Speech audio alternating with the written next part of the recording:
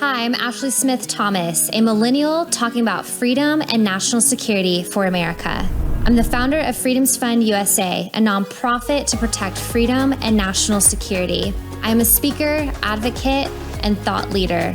I spent 2016 saving Christians targeted by ISIS in the Middle East. This was truly an eye-opening and life-changing experience as I watched and learned from my fellow Christians who longed for freedom. It was that experience that became the inspiration to start this show. In this show, come with me as I interview experts about key freedom issues in America and how we can protect freedom.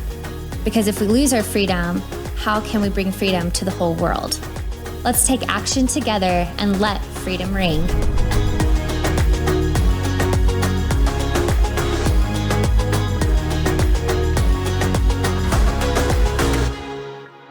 Welcome. My name is Ashley Smith Thomas, and I am the host of Freedom Talks. The purpose of this show is to educate Americans on key freedom and national security issues that impact our nation.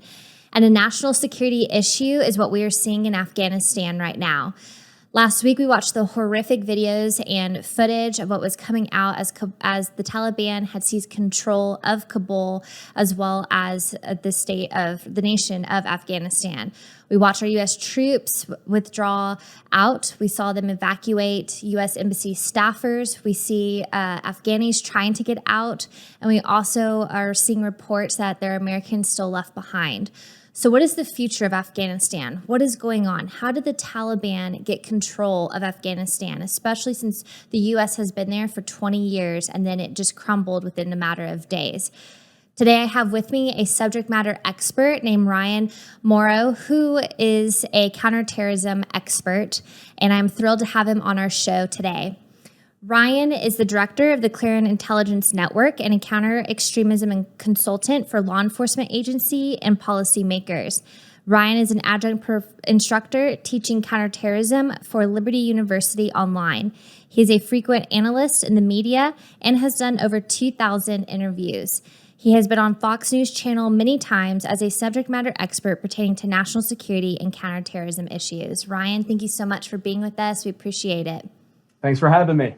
So can you tell us what is going on? I mean, last week we watched just the horrific scenes of what was taking place in Afghanistan, 20 years of hard work, especially after 9/11. And then we just see everything crumble in a matter of days. There's been reports where they are basically equating it to what we saw in Vietnam in 1975 with the pullout and evacuating the embassy.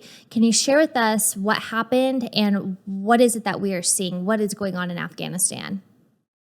Basically, what happened was America stopped being America. The U.S. stopped living up to its promises, and it stopped acting like a superpower. Heck, it even stopped acting like a moral power at this point. But basically, what you saw happen is that in recent years, the Taliban had gained strength in Afghanistan. So it wasn't really like this overnight thing. And then as the withdrawal was happening, as the political process between the United States and the Taliban continued to increase, and we capitulated over multiple administrations on this issue, the Taliban gained strength. The morale of the Afghan security forces and Afghan intelligence began decreasing. The population began becoming scared, very understandably so. And then particularly in recent months under the Biden administration, the Taliban was growing in power. And even though President Biden says like, oh, this was a surprise, it wasn't. It was not. Any of us watching this development in Google News and getting alerts saw the trend, which was the Taliban taking over places. And so when we did this withdrawal and got into that last phase, we shouldn't have been surprised that the Taliban by that point had bribed a lot of people saying, we will spare you, plus you and your family we will spare, plus we'll give you a lot of money if you just disappear, or if you order people to disappear as well. And so the Taliban came in, and there's a lot of people, including President Biden, who are insulting our Afghan allies, making it sound like they just didn't fight, that they're worthless, that they just don't care about fighting the Taliban. It's not true. I and virtually anyone else in that situation, the Afghan security forces, if you realize the Taliban is going to take over, you're not going to fight in some city away from your family. You're going to go home and you're going to defend your family in your home. That's the priority for everybody, is your children. That's really good. And that's something, too, that I wanted to address. I'm glad you brought it up. And the fact that President Biden was insulting our allies. And we've seen this before, particularly with other administrations and other countries in the Middle East. Do you think what happened in Afghanistan, what we saw within the past week here, is that going to alter our relations with our allies? Do you think that they can take America at her word? Do you think that they can trust us now? Or do you think now this is going to create a mistrust and harm us in the future? Well, everything comes down to the ideological war, which I still feel every administration since 9/11 has failed to understand and actually fight. None of them clear the minimum bar for me. But if you look at this as an ideological war between the forces of secular democracy, or a constitutional republic, whatever you want to call the system of the United States, and the West, we are in an ideological war against Islamism, communism, and all of them. But populations around the world, and most Americans don't realize this because they live in the United States, but populations around the world are constantly revising what their ideologies are. They're saying, what system works? What's the future? They're still trying to figure things out. And right now, American-style democracy does not look attractive. It does not look moral. It does not look strong. And so this is like an atom bomb going off against us in the ideological war. And there have been many smaller atom bombs over the past 10 years, or actually even much longer than that. But this might be the biggest one. It's going to be hard to recover from this, especially in Afghanistan. But what does give me some optimism is I've been pleasantly surprised that, at least on the internet, in the news columns, in social media, the Afghan disappointment in the United States, their heartbreak, really, it's not even rage, it's heartbreak, is really directed at the political leadership of the United States and not the American people. Right. So thank God for that. Thank God for that they do see a massive gap between what the United States inherently is and what the American people are, and what the American political leadership acts like. Because in the past, there's been plenty of times where populations got mad at us over a policy difference, and they would condemn the United States as a whole. And I'm not seeing Afghans do that. That's good, because I think a measuring stick that should be used in the future in terms of presidency and our politicians is whether they have any military experience. Because what ends up happening is when we get these politicians in place who have no military experience, then they make these type of decisions, and then it just blows up in their face, basically. But I think in this instance, they were talking about that it was an intelligence failure. The Biden administration started blaming our intelligence community. He started blaming our military. He wasn't listening to his generals. He wasn't even listening to those advisors that came to him warning him of this. I don't believe that it was intelligence failure, because everyone saw it coming. Unfortunately, it was just a failed exit strategy in which he had. In terms of everything we just saw here in the past few days, I think one of the things that some people are having a hard time understanding from what I'm just seeing on social media is really, what is the motive behind the Taliban? Why do they want to control Afghanistan? And I think, to your point, when you mentioned ideologically, a lot of people don't understand Islam. So can you explain to us what is going on in terms of the motives of the Taliban to seize Afghanistan? Sure. So within the Islamic world, there are obviously different interpretations of what Islam is and how you should appropriately apply it to governance and your way of life in a way that, from their perspective, Allah approves of. So you may have the vast majority, especially in Afghanistan, that have rejected the Islamist ideology, the political Islamic ideology that holds that there should be no separation of mosque and state, and that governance basically comes from the Quran, the Hadith, and Islamic tradition, as if it's a political science textbook. Afghanistan and many other places that have experienced what governance under that is like have turned their back against it.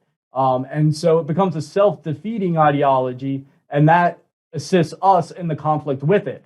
But in Afghanistan, they don't need to learn that lesson. They are past that point. It's not like Egypt under the Muslim Brotherhood, where there was a plus side to the Brotherhood coming to power, because then they had to deliver on their promises, and the people got a really quick education as to why you shouldn't want theocratic Sharia governance. But Afghanistan is different. The people already know that.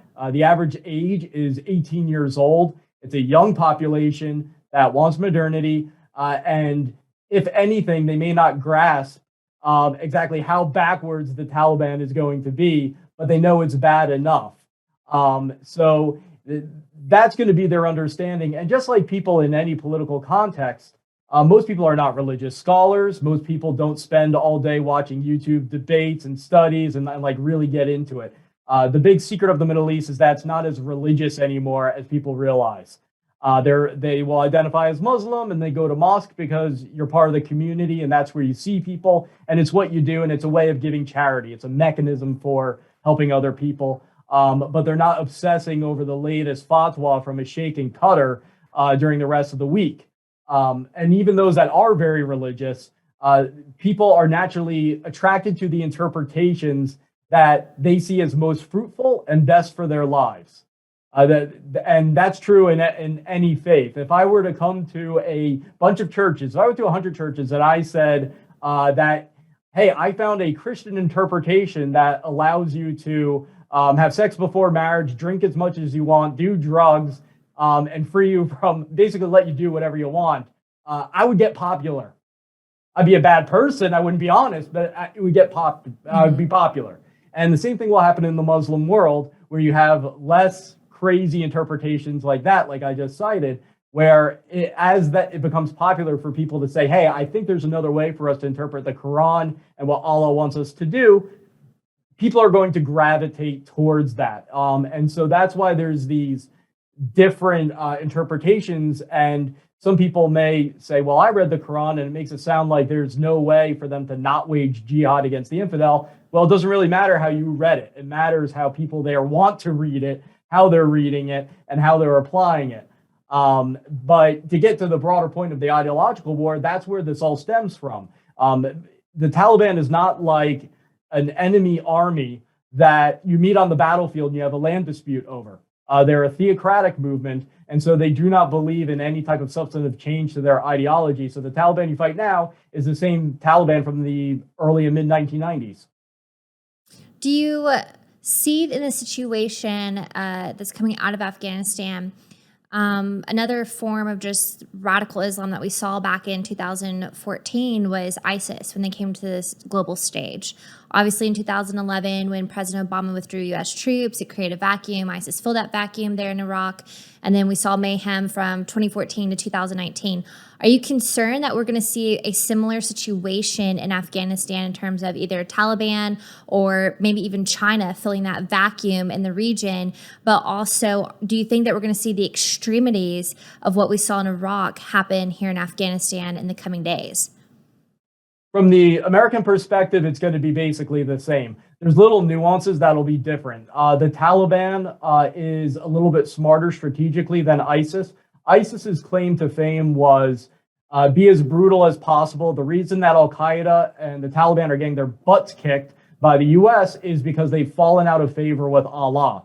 And the reason they've fallen out of favor with Allah is because they have not been as strict and theocratic as they should be. Therefore, ISIS needs to exist. And then when ISIS had success in seizing territory, it was viewed within parts of the Muslim world as they had won the theological argument, that Allah had given them the blessing while judging Al-Qaeda and the Taliban for being too moderate. So there will be that push from ISIS to say, oh, well, the Taliban is a bunch of sellouts because they're not being, they're not being extreme enough. But what will probably happen is now that Al-Qaeda and the Taliban have been successful, the debate will shift in their direction. The Taliban is more apt to follow the Islamic doctrine of gradualism, which holds that you only push as far as you're able to for the population that you live with. So they may not go straight for massacring a bunch of girls and throwing acid in their faces for going to school. They might save that for next year because they believe it's proper to educate people as to why you need to do that before actually doing it, whereas ISIS would just do it the next day. Sure. So there will be a period of time where the Taliban will continue its image makeover that's currently doing with the help of Qatar and Al Jazeera to make it sound as if they've changed. They're the progressive wing now of radical Islam is what they're trying to make it sound like. It won't last long. They'll get more and more brutal over time. So yes, their objective is to go back to what it once was, just like in 2001. But there's a possibility that they might want to wait just a little bit before doing that. Which is interesting that you brought that up in terms of what Qatar and Al Jazeera, making them sound like they're progressive and that they're moderate, because you look at China and Russia coming out lately praising the Taliban for being inclusive. They appreciate their inclusiveness in their discussions. You also see where I think it was the Wall Street Journal that reported at least 3 weeks ago that the Taliban met with Chinese diplomats there in Beijing, and they were praising each other, and they saw China as a legitimate international power, an economic power, and they were glad that they were a great ally to their friend Pakistan. And so you see all this developing right now. You see Russia, China, Iran praising the Taliban. Are you concerned that with the so-called talks of being moderate and inclusive, which we know is not going to happen, are you concerned with what China is doing or trying to negotiate, have discussions, basically trying to put their hand in the pie, so to speak, with Afghanistan? Are you concerned with that? Yeah, China, for as much as they claim they're part of the communist revolution, are a bunch of dirty capitalists, crony capitalists. And so what they're trying to do is enrich themselves and their allies by plundering the wealth of Afghanistan and anywhere else, Africa, South America, wherever they can build. And of course, they would use that to fuel the communist Chinese overall communist cause. But there is certainly a selfish motive here for the people that claim to be righteous communists spreading out the wealth. Not really. They see $1 trillion worth of minerals in Afghanistan, as well as the potential for pipelines and potential for businesses, because Afghanistan doesn't have much. So the upside potential for startup businesses in Afghanistan is actually rather high. So China wants in on that. Of course, there's a military dimension to it. The reason that the Taliban is being nice to China is because the enemy of my enemy is my friend, but also because they need foreign investment in order to access the wealth of Afghanistan, which the Taliban never was able to do before, even in the 90s. So you have the potential here for a Taliban on steroids, far, far worse than anything you've ever seen. And that will trickle to Al Qaeda and the other arms of the radical Islamic octopus that the Taliban is connected to. So the potential here for national security is absolutely horrific. And over time, that might enable the Taliban to hold on to power. Whereas right now, I'm one of the few people arguing that they're incredibly weak and we still have an opportunity to change this around. Russia is playing nice with the Taliban. That's been going on for a while. China has given support to the Haqqani network, which is an Al-Qaeda affiliate and basically part of the Taliban. Pakistani intelligence, of course, is embracing them. But if this were to go on a very long time, I do think those relationships will have to fracture, because the radical Islamic forces hate Russia. At some point, they're not going to be able to resist the opportunity to shoot up schools again in there.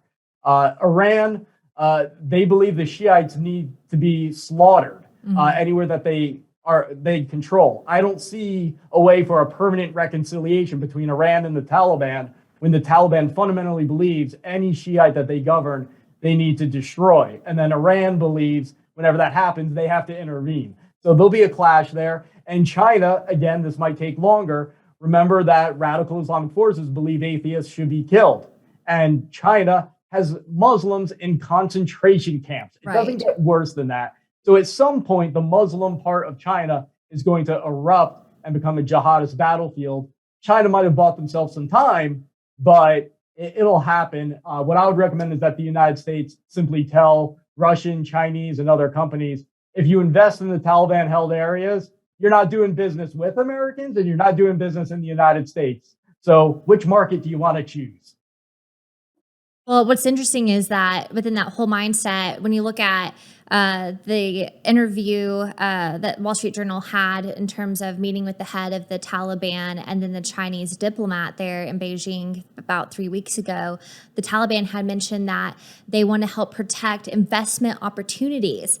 To even think of a terrorist organization talking about investment opportunities and that they were excited to be working with China to enhance peace, reconciliation, and reconstruction, which made me chuckle because I'm thinking, what terrorist organization is going to help bring peace and reconciliation? Same thing with China. And to your point, when you look at the concentration camps there in China, no one wants to address this gross human rights violation of what they're doing to the Uyghur population. And yet, do you think, in terms of everything that we're seeing right now with China's involvement, Russia intervening as well, just the coalition that they've developed, to your point in telling businesses that are doing business with China and Russia, hey, you know, what market do you want to choose? Are you concerned that the United States, especially under this current administration, this current situation that we have, that our politicians are not going to call out China, that they're not going to hold China accountable or these businesses accountable that are blatantly choosing their market over U.S. market? Are you concerned that we are not going to do anything in regards to holding China accountable? I am concerned about it because, unlike any other adversary in U.S. history that I can think of, Communist China is so linked to the American economy. They've so bought off politicians. They have such an amazing ability to make a politician lose a campaign. They, through either directly or through businesses that depend upon Chinese business relationships, are able to offer incentives to politicians once they leave office and say, hey, we've got a nice job over here. And that company, has some nice contracts with the Communist Chinese government. In terms of bribery and influencing U.S. government and basically just buying us off, I can't think of any enemy in history as like China. So I'm very concerned about that. But I do think there are some red lines because we've seen in the past that there is a backlash from the American population, and that results in some American politicians as well, against this communist Chinese influence to dictate our behavior. And when you have Chinese companies start talking about taking advantage of the Afghan wealth and arming the Taliban, doing things like that, I think we can stop it. I think the willpower will be there. And I think even someone who is reluctant to take on China because they have business interests there will be forced to go along with it. Because it's one thing to say, stop your current business with China. That's a harder sell. But when China is talking about doing something like enriching the Taliban, that is so clearly an indirect way of killing Americans, that's easier to stop. So I have some optimism there. But to your comment earlier about how ridiculous it is when the Taliban and terrorist groups say, well, we're going to bring peace, we're going to restore order through our theocratic rule. It sounds insane to us, but for people over there, they feel like, well, security is the number one issue, even above anything else. But whether you want freedom or not, it comes secondary to whether you're going to survive. So the idea of a theocratic movement saying, well, we're going to decrease crime and increase security, they have the ability to deliver on that promise because they'll cut the hands off of anyone who they think is stealing and that sort of thing. So there's a certain attraction to that. But so much of their propaganda and their ideology comes down to projection. And perhaps part of the problem is that in the Islamic world, teaching about psychology and even what projection isn't really there. Like the high school students there aren't going to even know what that means. But if they knew what that meant, I think they would see that when the Taliban says, we need to wage war because the outside world, the Americans, and heck, even the Swiss are warmongers, people would see that's projection. When they say that we need to oppress women and wage war because the West treats their women so terribly and because they abuse their children, when it's the Taliban, radical Islamic forces that are known for abusing children, I think people would be able to see that. Every single claim they make against us is something that they do themselves and to a much higher degree. And most of the justification for their laws is because of things that are actively happening that they're engaging in. For example, when the voices are the loudest saying you need to kill gays, when you look behind the curtain, what do you find? A lot of them are engaging in homosexual behavior. Sure. When they accuse the West of abusing children and you pull the curtain away, what do you see? Most of them are molesting children. Right. When they say we need to kill Christians and, oh, the evil West is spreading Christian in our land, you pull away the curtain, what do you see? It turns out Christianity is spreading like wildfire in the areas that they rule. And that dynamic, I think people need to understand, Americans, but also especially people overseas. Well, and you made such a great point in regards to that, because you kind of see a little bit of that here in the United States, in the sense of we have one political party that says that they're the party of human rights, that they are the party of women's rights. And then during this whole time of what we're seeing here in Afghanistan, they've remained completely silent. They're not even talking about this egregious activity that is happening. They're not even calling out Islam. They won't even call out Islam for what it is. They are praising the inclusivity. And then they're also praising the Taliban, saying that, well, the Taliban wants to bring women's rights. Well, clearly they don't know Sharia, because there's not going to be women's rights there in Afghanistan. So everything that we had worked toward for the past 20 years is just gone and obliterated in that sense, in terms of women's rights and education. But leading into that, are you concerned in terms of the future of America? Because if we see all of this happening inside Afghanistan, you see the propaganda coming out of China and Russia, mocking our military, mocking the U.S., using it now to taunt. China's using the propaganda to taunt Taiwan and Hong Kong, saying, hey, the U.S. is not going to come and help you and save you. You see what's happening there in the U.K., where the U.K. Parliament wanted to hold President Biden in contempt, which I don't recall us ever seeing that in our history, where another nation wants to hold a U.S. president in contempt. In terms of national security, so much is coming our way as a nation right now. What is your concern? What is your projection? And where do we even go from here? It's astonishing to me how national security goes away as an issue consistently for about 2 or 3 years, and then all hell breaks loose. Like that is the cycle if you look over our history since 9/11. So I feel like we're back at where we were when ISIS came to power, but this has the potential to be much, much worse.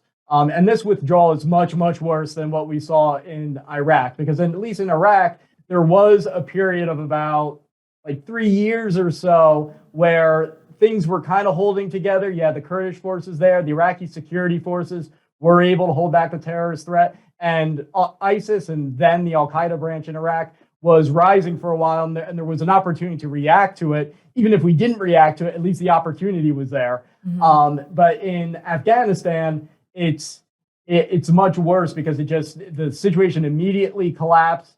The American public opinion in terms of interventionism is much worse than it was back then. There was an appetite to go after ISIS. Here, when we talk about even bringing refugees into the United States, people who work for the U.S. military, there's a significant part of the population that says, oh, no, don't bring them there. They are the other. They're they're human, but they're not like us, because they're Afghan. Now, I totally understand that you have to increase your vetting and be skeptical and all of that, but the wholesale writing off of an entire population, that does disturb me, especially when I know how many of them did fight contrary to what Biden says, and how many of them did sacrifice, and how many of them are heroes. The average Afghan who's a little bit younger took more risks to their life in order to improve their country and really fight for progressive values comparatively than the average American has. And so I am very disturbed about where the United States is with that.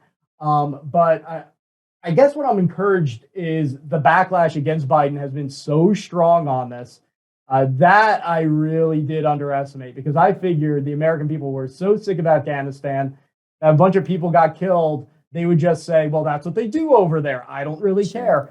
And that's not what happened. People still don't want to go in there. But when they hear my proposal of saying to back the Afghan resistance, which has been much stronger and formed much more quickly than I anticipated, and to set up a safe zone like we had for the Kurds in Iraq under Saddam, and worked very well. And there's other examples. Everyone seems to like the idea. And I think that the vast majority of Republicans will go for it. Vast majority of independents will. Probably a slim majority of Democrats will go for it. Biden, I think, probably won't. But the fact that that potential exists is encouraging, that I feel like I wouldn't be running against popular opinion with that idea, because it really is an anti-war idea, because it's a viable anti-war idea. What Biden is doing right now is not an anti-war proposal, because it's going to result in greater war. And guess what? If this trend continues, we're going back.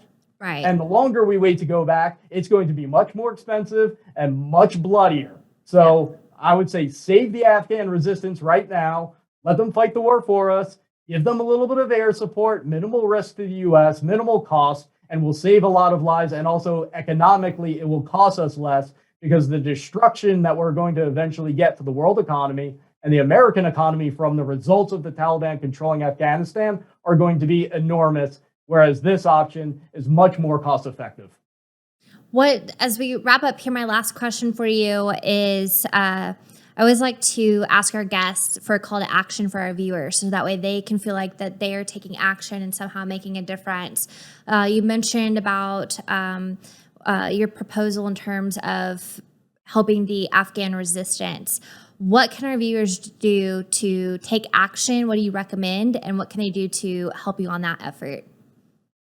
One thing that they can do is pressure their representatives, their senators, their congressmen to do everything they can to get clearance for charter flights to bring people out of Afghanistan, not just Americans, but also our Afghan allies. I have a list of over 5,000 Afghans who have come to me begging for help and say that they're not going to live much longer if we don't do something. And at least my part of the operation is almost fully funded and ready to rock and roll. It's just because of bureaucratic screw-ups that there hasn't been clearance to the degree that we want. Pressure your congressman to support extending U.S. control of that airport. As of right now, we're being told that the U.S. is going to hand over that airport to the Taliban on the 31st as planned, which is going to be you think it's bad now, it's going to be a real disaster. And always consider volunteering your time to assist with these efforts. You can reach out to us at the Clarion Project. If you can't make a donation, but you can give an hour of your time, that's an hour that can do a lot of good and really help someone get their life saved, and help damage the enemy. So there's a whole series of things that people can do. And I guess my final message would be that almost everything that you want the American government can do, American civilians can do. Mm-hmm. I think vast majority of Americans don't realize that. So if you want to support the Afghan resistance, encourage your congressman to do it on the government level. I'm happy to talk to them and make the pitch, but there will be options coming forth that we're looking at that the American people can do it on their own. That's good. Well, thank you so much, Ryan, for providing us your insight, your knowledge about what is going on in Afghanistan. Thank you for your call to action. We appreciate you, and we look forward to having you back on the program. All right. Thank you so much. Thank you. And as I conclude here on the show, one point that Ryan had mentioned is that we've got to understand the ideology. And Sun Tzu had mentioned in The Art of War to know your enemy. And it's time that we as Americans understand what Islam is and grasp an understanding of that, as well as China and their advanced expansionism on the global front and what is happening and how it impacts here at home. So I encourage you all to educate your family and friends on that. But also, as we look at what's happening in Afghanistan, may we come together to pray for those in Afghanistan. Let's pray for our persecuted brothers and sisters, the Americans and the Afghanis that had worked alongside the U.S. government, that the Lord protects them, is with them, brings them comfort and his peace, and that he gives people strategies to help them escape what is happening, and how he can use us to make an impact. And then also, more importantly, let's also remember our veterans, those who had served, those who are coming home from Afghanistan. A lot of this has been equated to what happened in Vietnam. And when our military came home from Vietnam, they were not welcomed in a proper way. So those who had served in Vietnam, I just want to tell you that we honor you, we respect you.